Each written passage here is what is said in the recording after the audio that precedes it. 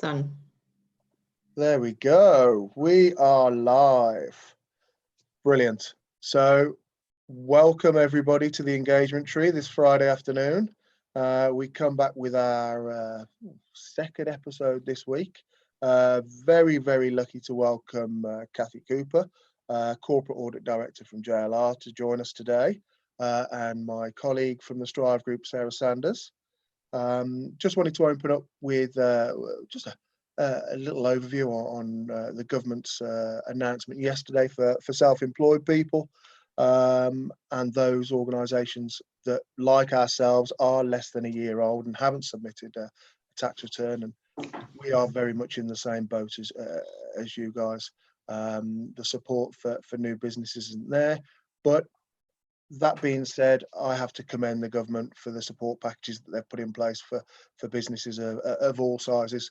Us at the Strive Group will continue to operate. We continue to work and continue to diverse our offerings so that we can continue to work in this time and support our clients, along with our partners, Northern Powerhouse Consulting, and they will continue to drive forward, again being a relatively new business. But today's not about us. It is about our special guest, and we are very, very lucky to have a wonderful lady who has been a friend to the Strive Group since the day that we started. Kathy Cooper from JLR. How are we, Kathy? We're fine. We're getting used to staring out of the garden, and yeah, it's a new way of working, but hey, it's we just keep going. We do. I suppose a lot of people will know JLR, but potentially not yourself. If you just give the people who are tuning in and who watch this a bit later on, just a little introduction about yourself, really. Well, I've been with JLR now. Oh gosh, I'm coming into my 20th year.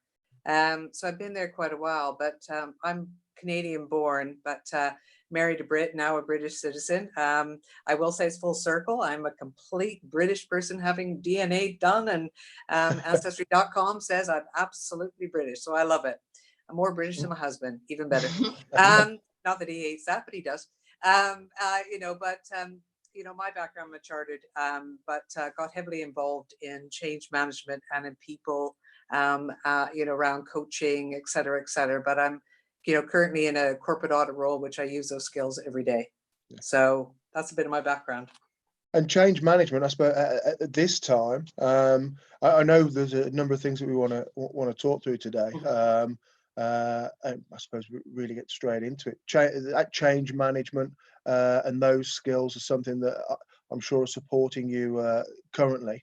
But let's dive straight into it. And how's the mindset? I mean, how's that transition with JLR, and how's the mindset for you now in terms of operating within your current role and that of the team around you, really? Right. Well, for me, mindset is critical. Behavior begets behavior. So if my mindset isn't clean and isn't clear, I'm going to impact my team. In JLR, we use the term shadow of the leader. And so therefore I have to keep myself and watch myself. There's a couple of good quotes, and I love quotes. It was Henry Ford, who covered the auto industry. Yeah. You expect me to come with one from the auto. And his view was, if you think you can, or you think you can't, you're probably right. And there was one more that I want to share, and that was more about you can't build a reputation on what you're planning to do. And that's about delivery.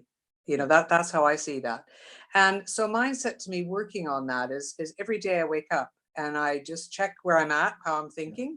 Mindset's about thoughts and, how you're coping. And I just do a check on that. And, so some days I may wake up and think, something, I got it today. I can do what I'm doing. I'm motivated because I'm there.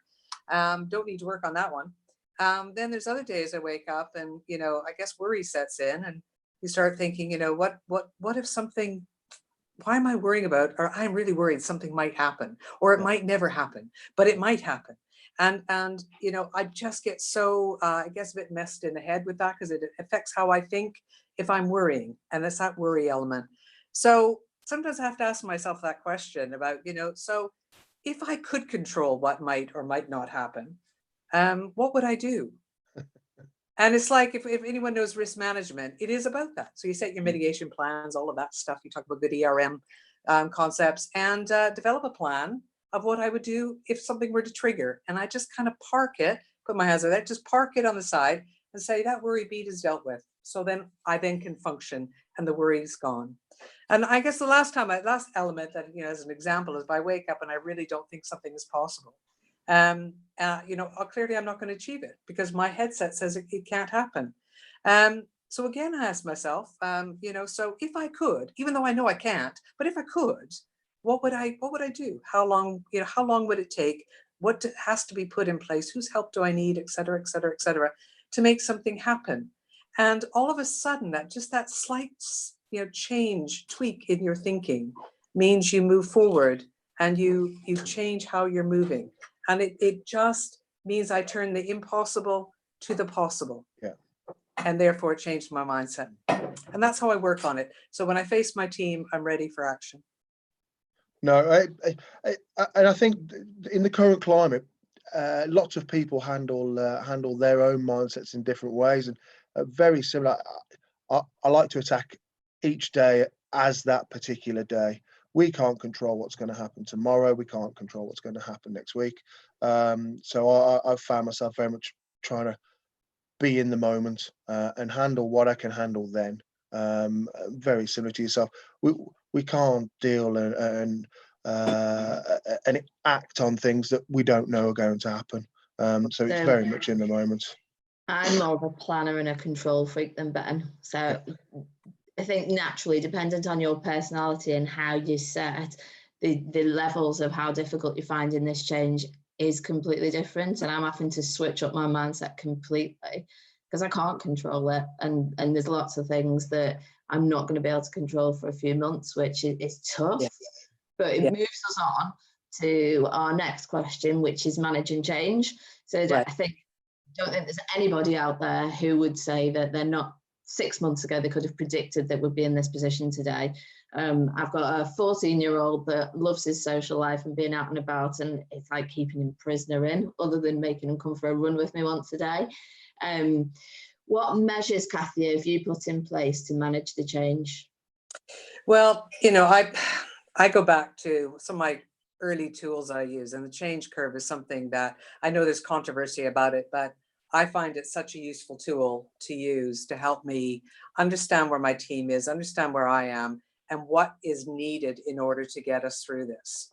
So, based on that, and I don't know if people know the change curve, but for a 30-second oversight, the different stages are, you start with the denial, and it was really more shock and then denial. You go through to frustration, anger, through to acceptance, and then to commitment to do something different. And at each of those stages, people need something different. So when we go through that first initial shock and denial that this is actually happening and we're now at home, the most important thing people need is communication. Yep. And we communicate every day, and everything that comes out from the corporate to the leadership through to management, we ship out and we get it out to the team as soon as possible. One, so they know what's happening to their oddities, but also for their own comfort. That gets them through. In fairness, the more you communicate, and you also, and it's important to say, you communicate what you don't know. That's important. And when they go through when they got into the frustration and anger, because we've been home now for 2 weeks, so we're kind of ahead of a number of the businesses. So we've kind of gone through that frustration and anger of things not working, IT not up and running fully, all those things. So the best thing I can do is listen. They need support. So I just let them around, let them talk, get into the picture, get them knowing what they need to do. And, we do as much as we can to make them feel good. And how have you found, Kathy? Sorry. Have you found that your team dynamics have changed from the home working at all? To be honest, the banter is funnier. I think we really try to communicate a lot through video now, like having these conferences where it's not just, a circle saying JKC on the box. I actually put my picture up. Because then because our team has a lot of banter. So we do a lot of, I would say, cartoons and jokes and doing anything we can. We have a lot of sayings that come out of our oddities, again, we're trying to find a new way of communicating those sayings. So we just keep the communication and humor up is what we try to do. Fair. Good. Okay. So, yeah, practical steps then. I know Right. we've touched on this a little bit, but what practical steps have you put in place for your teams? Because it must be a massive impact on your industry, as it is most. Some are able to deal with it a little bit easier than others. Some are used to more at-home working. What measures and steps have you put in place practically? Well, practically, well, I mean, audit is something that in some cases you need to have oddities there. You have to have stuff there. So the first, few days of seeing this coming, we initially went right through our plan and said, what can we audit? What can't we audit? So practically, what can you do? What can't you do? Coming up with that list, park. Then you start thinking, okay, what other things can we do that are important? Because fear of fraud, this is time for corruption. This is time, whether it's external, internal. And I know I'm an auditor, so please bear with me. That's how we think, cynically and evil. But it is thinking about what can wrong. How can I continue as the head auditor, as the corporate audit director, to provide assurance to the audit committee, to our board, that we are controlling as much as we can, because it all changes working from home. So we have done a lot of that brainstorming. We had a great 3 workshops yesterday, and by Monday I will have a report that I can send to the audit committee to get approved, to say, this is now your audit team. This is what we're doing. So, and the team are engaged in that, because we're including them. We're making sure clear direction where we're going, that they understand what they need to know, and they're part of the creation of our new world. And this is a new world, a new way of working. It's going to be this way for a bit. Oh, I think so. In terms of you spoke there about engagement and making sure that the regular communication with the team, making sure that people are continuing to engage with one another, probably, and speaking to other organizations, communication and engagement has probably risen over the past couple of weeks. Absolutely. People who wouldn't have spoken to each other are now speaking to each other. People who would have sat in the same office are now actually engaging in conversation and communication, and productivity, or certainly perceived productivity at the moment in the jobs that they are doing, is kind of more effective and has improved. Have you noticed anything with your guys? Yeah, I think certainly my guys. I mean, I could see, because at the beginning of every week, we know what they've got to do. We understand what they're working on. It's monitored, but it's just the fact they've got actually more done. Which is quite interesting. And some personal stuff as well, part of their objectives, delivery around personal learning. So I'm really quite impressed about how people are pushing through and, getting their jobs done, which I thought might be hard, because a lot of them are parents. A lot of them have caring responsibilities, and it's not so easy when you have children running around. But we've had a whole new dynamic. We have new members of our team. And I think your focus is different, isn't it? Your focus is a little bit different. If you have something that you need to get through in that day, you make it work one way or the other. And to be honest, the children add a lot of value.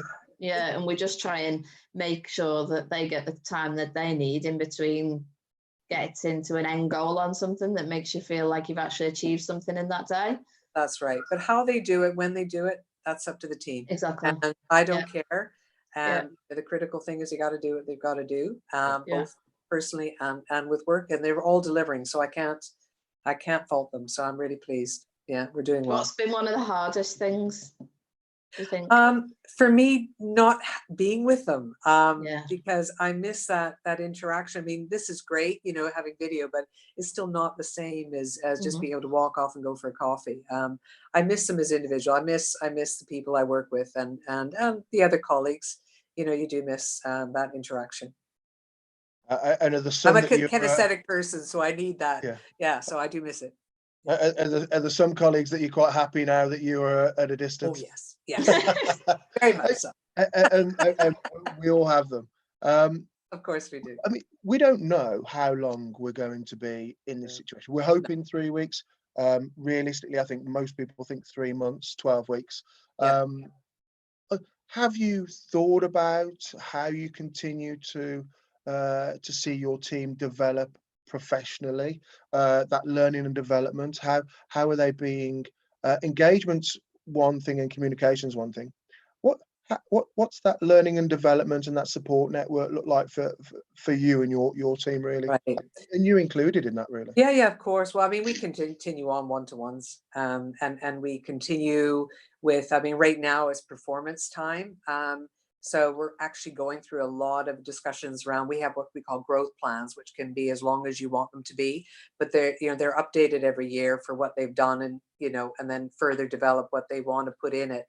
And that's really good discussions, because then you can say, well, how can we achieve those? What can we do to make sure you get those done during these periods? So there's a lot of external parties that have really been supportive in offering courses for free. Yeah. Online. We have a lot within our own intranet, our learning academy we've got. And there's a number of courses there that our team have just not found time to do. And it's thinking, this is time, whether it's hard skills, soft skills, whether it's academic, where they can actually spend time doing the courses they're on, learning systems that they've not, understanding the business, going to the internet, just doing whatever it takes to build their knowledge base that they don't take time to do. So, and brainstorming, of course. And we've got good brainstorming yesterday around IT and improving our level of knowledge of IT within our audits, because we have a separate IT team, but how do you integrate that? And everyone was forthcoming, and already this morning, courses, people are finding stuff and putting it, sharing it with the team. And I just love the reaction's been great. So I think people are going to take advantage of it. So for me now, coming from the learning and development sector, and knowing for all those people engaged in apprenticeships and the trouble of 20% off the job learning, now this is the ideal time, not necessarily just apprenticeships, but generally, like you've just said, your own professional development, personal development, right. opportunities to read those books that you Yes. never picked up, listen to that audio book, engage, learn that new language, anything really to keep your brain operating and keep developing yourself. Yes. Because if you can keep teams motivated and developing and remain positive, when they come back, they're going to be so more efficient and productive, I think. I Well, think this is a great time for businesses that can allow that. I just find, I think this is going to be a real test of the future leaders. Yes. So far it's been really interesting to see. And I'm kind of excited that, because there's not many tests that actually prove people can do good jobs, right? And they can deliver good reports or whatever, but it's just these times that you see those individuals who rise above. And I think all companies will see that. Yeah. Those people that just sort of show signs of real leadership. And I'm excited about that. I mean, this is tough times. It's not easy. There is a lot to worry about, and our health and our safety and all of that. But there are some green shoots there that I think I'm quite pleased to see, and everything has a silver lining. We just have to keep that positivity in our headset. Kathy, I just want to thank you so much for coming on today, and your advice and coaching for us from day one's been invaluable. We met almost by fluke, I think, at the very early days. Yes, we did. And you've stood alongside us all the step of the way. I think your advice and your opinions and your thoughts today will be valued by an awful lot from our network and beyond. So thank you very much. Well, thank you for inviting me. I've really enjoyed the experience, and I can't wait to see you guys in person. I know. And have a wonderful day. Yes, you too. Thank you. Have a great weekend, guys. Okay. Thanks. Bye. Thank you. Bye-bye. Take care.